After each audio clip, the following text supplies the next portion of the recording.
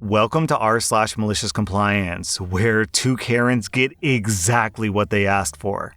Our next Reddit post is from Flannery Culp. I used to work in a restaurant that was mid-range in terms of cost, but we also had a very reasonably priced set menu. It offered 3 set choices, but it cost like £10. As such, the set menu was our best-selling product, and it was priced exactly by the kitchen and management. I didn't personally wait on this table, but I heard the story from the server after they left. One day, 2 ladies came in, and after they were seated, they said they wanted the set menu, but they wanted to substitute the desserts for something else. The server tells them, "I'm afraid that we can't do any amendments, but all the dishes on the menu are available a la carte if you wanted to order separately." The separate desserts would have cost a few pounds more, and that's it. These ladies didn't want to pay more, they just wanted to substitute the desserts. "We can't have the pie because we're celiacs." Okay, then we can swap the desserts, but there will be a supplement. "You're discriminating against us because we can't eat gluten." It's not discrimination. "We have to pay extra money because we can't eat gluten."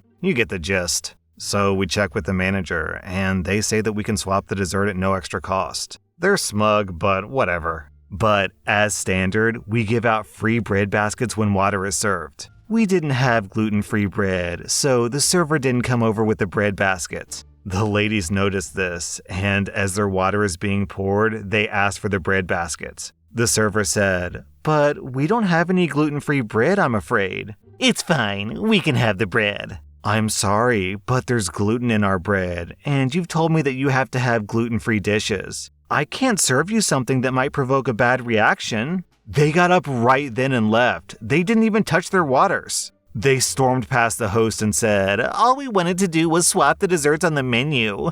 Our next Reddit post is from Joke on You. This last year during COVID has been a tough year for my family. My husband went from 6 figures supporting our family on his salary alone while we pocketed my entire salary to losing his job for 8 months. I work in political campaigning, which means that I work on short-term contracts as an independent contractor. In other words, if we lose an election, I move on to the next race. I made a pretty good name for myself working on the lower levels of a campaign and moving up quickly. In my state this year, there were statewide elections, and I caught a lucky break and became the campaign manager on a statewide race. As a 24-year-old woman, I'm the youngest campaign manager to run a statewide race in about 20 years. When the primary came up, we lost the election by 200 votes. Even though we lost the campaign, me coming so close to winning at my age made me kind of a superstar in my field. After we lost, I had offers from all over the state for jobs. The problem was that I had just bought a house and I wasn't looking to relocate, which you often have to do in politics, or the positions just weren't paying enough. I got an offer to join a local campaign, so no relocation, but the salary was lower than what I was used to. I would, however, be the campaign manager again. However, I quickly learned that my boss had a holier-than-thou personality. She made several comments about how real women breastfeed and have natural births. I would later be able to do neither, and it really screwed with my emotional well-being. I don't have time to list all the red flags, but I was literally just waiting until my husband got a job to exit. The campaign hadn't been built out at all. There was no one other than the candidate. I ended up building out our entire team, consultants, fundraisers, staff, etc. Luckily, I've made a lot of powerful connections in my time. I signed my contract with the salary that we agreed on, with the stipulation that if we raised enough money 3 months down the line, my salary would be raised, but it could not be lowered at any point. Just a few weeks prior, I had also found out that I was pregnant, and my due date was the week of the election. Also, just a week after joining the campaign, I was also in a serious car accident. Luckily, my pregnancy was safe, but I herniated a disc in the car accident. And due to my pregnancy, there were very few things that could be done to help manage my back pain. If I did my job right, that shouldn't be an issue because my job can essentially be handled from home and staff could do the rest. I had the team working in lockstep, and I was proud of the work that I was doing, even though only about 10% of my views aligned with the campaign. Then we hit a snag. The candidate's husband got deployed to a rather dangerous place for a month, and she completely checked out. She stopped fundraising, which means that everything comes to a halt in campaigning. She just stopped putting in the legwork. We also lost our only lower staff member during this time. We knew the candidate was worried about her husband, so no one on the team tried to push back very hard. Eventually, her husband came back, and it was go time. There wasn't a minute to waste, and I was back to getting our operation working full speed. A couple of weeks later, I told her I would need to take a step back from doing other staff members' jobs, mostly door knocking because of my injured back, but that we would hire someone else instead. Unfortunately, due to the lack of fundraising, it made it hard to pay anyone else, and those duties fell on her. Typically, campaign managers do not knock on doors. We had a team meeting with the entire team, and I started pressuring the candidate about all the things she wasn't doing, and there was a legitimate meltdown. She started yelling at me about how I wasn't doing my job and how my pregnancy wasn't her problem, and how I was the reason that everything was failing, and then hung up on the entire team. This is where the malicious compliance comes in. After this, I decided to take a step back from doing all the duties that were typically handled by lower staff, and I just focused on doing my job duties, which weren't being appreciated.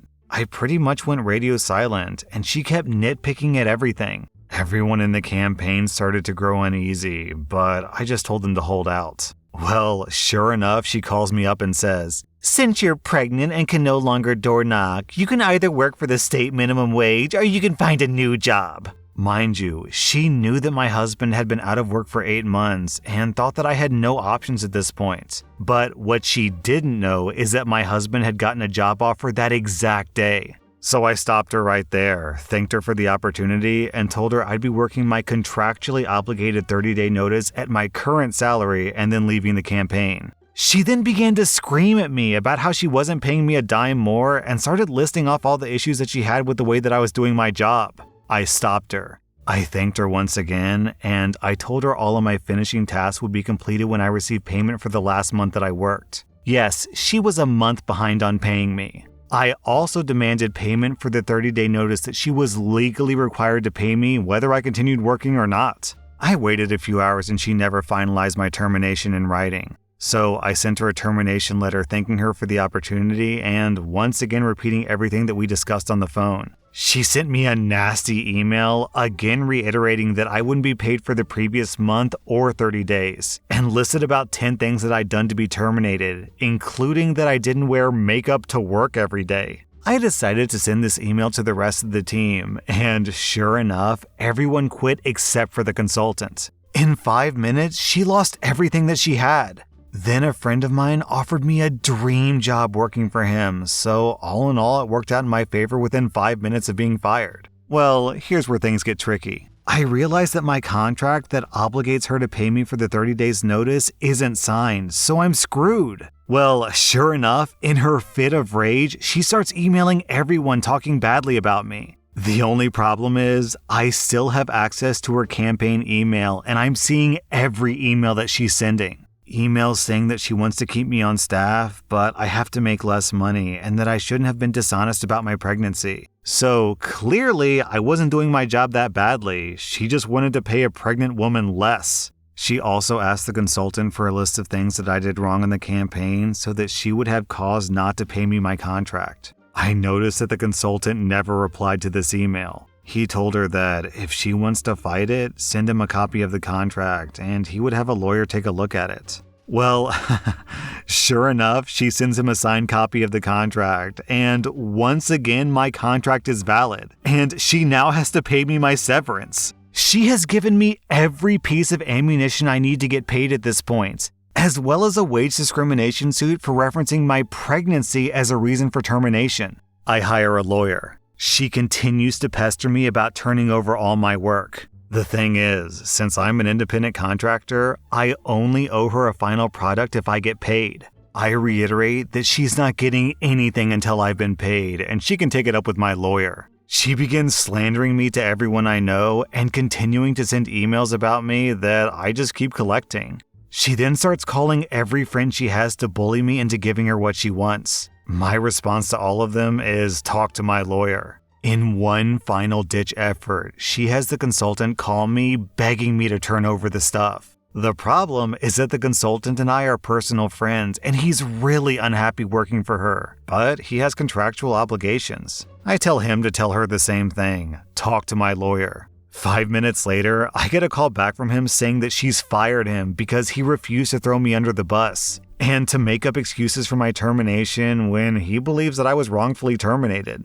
So since she fired him as well, he's also out of his obligations. He also told me that the lawyer that she sent the contract over to said to just pay me. In a matter of 2 weeks, she is once again at square one with no one on her side. She's out of money and struggling. She finally emails me at about 11 p.m. saying that she's willing to pay me. It's nighttime and I don't work for her anymore, so I decide that I don't need to respond to her at that moment. Well, she starts calling me incessantly and texting me, all of which I ignore. By the time I wake up in the morning, I have 20 texts and 5 missed calls. I tell her that I'll need to talk to my lawyer at this point and I'll get back to her after he responds. Well, she goes nuclear. 20 minutes later, I get a call from the cops. She claims that I've been embezzling campaign funds and stealing her data. I have to get my lawyer on the phone and explain the whole situation and why this is a BS claim.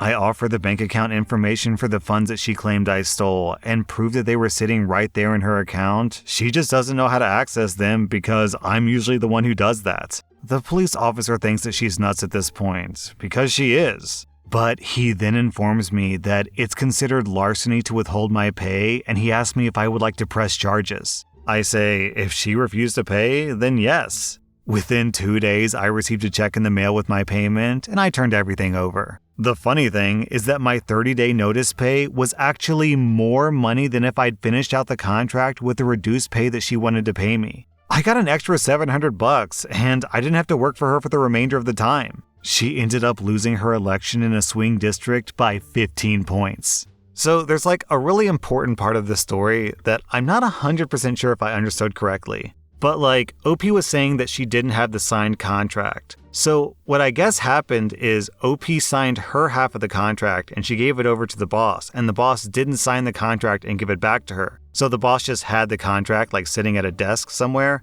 And so when the consultant asked for the contract, I think that the boss went and found the contract, signed it, and then scanned it over to the consultant, which OP got her hands on. So if she had just not signed it or had not sent it, then OP would have no legs to stand on whatsoever. So she completely screwed herself over with her own stupidity. Our next Reddit post is from Lay. So, about 10 years ago, my husband and I were renting a house while we tried to buy a place. The landlord seemed so nice, and it was a great situation. When we found a place to buy, we gave him our forwarding information along with the keys. It took about 2 months to get our deposit back, and we were shocked to say the least. He had taken about $400 out. He had an enclosed door that had screens with no glass. It had outdoor carpeting that was gross, and we bought a remnant to cover the carpet since we had little kids, and it was questionable. It wasn't ideal, but it was a rental. When we left, we rolled up the carpet and threw it out. Anyway, the landlord said in his letter that he was taking out $400 because we had broken the lease by having a dog, and that his proof of that was the condition of the carpet. We did not have a dog. That carpet was gross when we got there. We tried to explain that, but he was having none of it, and he would ignore our attempts to reach out to him. Plus, how do you prove the absence of something? Cue malicious compliance. You want to follow the lease so carefully as to make up animals? Well, perhaps you should read the laws a little better. According to our state, landlords have exactly 1 month to send the deposit back. He took 2 months. According to the law, you can be held liable for 3 times the amount, which is $1,800 in our case. So we sued. We no longer wanted the $400 back. We wanted $5,400. While the process was somewhat painful, he eventually had to hire an attorney, and we settled on $2,000. We filed with the help of a friend, so we didn't know an attorney, just filing fees. Our landlord ended up paying us $2,000 plus attorney fees instead of us paying him $400 for a phantom dog. Know your rights as tenants.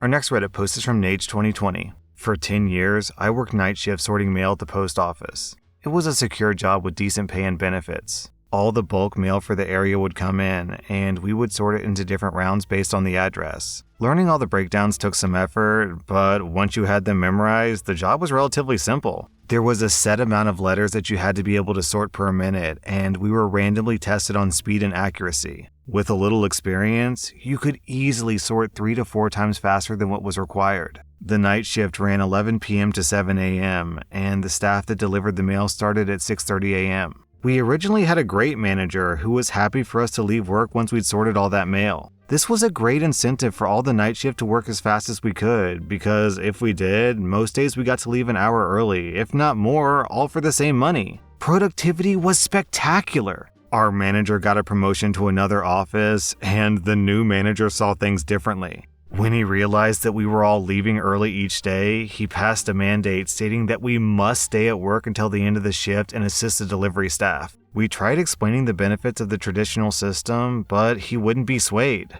Now, the only reward for hard work was more work. So, from then on, we worked only at the official speed. All mail was weighed, so management could calculate how long it should take to process. We were always still well above the required rate, just not at the stellar speed that we had previously achieved. Not only did the work last until the end of the shift, we even started getting overtime, which never happened previously. Management could do nothing except hire more staff to meet the demand and attempt to cut down overtime. The new manager was shifted to another branch and someone else was promoted in-house. Fortunately, they were well aware of the situation and let us go back to the original agreement. Now, with extra staff, we left even earlier and everyone was thrilled, both staff and management. That was r/malicious compliance, and if you like this content, check out my podcast where I publish the exact same episodes. Also, hit that subscribe button because I put out new Reddit videos every single day.